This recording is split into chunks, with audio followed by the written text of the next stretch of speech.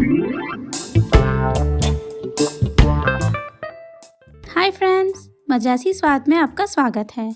आज हम बनाएंगे मूंगफली की चटनी।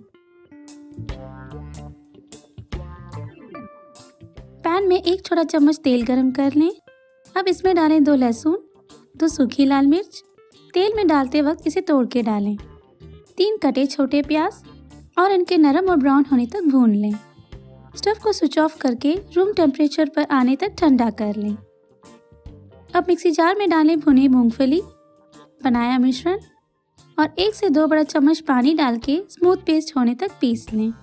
अगर चटनी ड्राई लगे तो थोड़ा और पानी ऐड करके पीस लें। अब इसे सर्विंग बाउल में ट्रांसफ़र कर लें और नमक मिला के अच्छे से मिक्स कर लें। तड़के के लिए 1 छोटा चम्मच तेल गरम कर लें। अब डालें थोड़े सरसों के दाने और इन्हें स्पैटर होने दें। अब डालें 1 सूखी लाल मिर्च और कड़ी पत्ता और थोड़ी देर के लिए भून लें। अब इस तड़के को चटनी के ऊपर डाल लें। मूंगफली की चटनी तैयार है। डोसा या इडली के साथ सर्व करें। आप अपने प्रेफरेंस के हिसाब से सूखी लाल मिर्च ऐड कर लें। अगर आप और तीखा चाहते हैं तो सूखी लाल मिर्च की मात्रा अधिक कर लें। अगर आप ना भुने मूंगफली यूज कर रहे हैं तो मध्यम फ्लेम में इनके गोल्डन और एरोमेटिक होने तक भून लें। पीसने से पहले आप इनके छिलके भी निकाल सकते हैं। आप इसमें फ्लेवर के लिए थोड़ी इमली भी ऐड कर सकते हैं। स्टव को स्विच ऑफ करने के बाद इसे ऐड कर लें।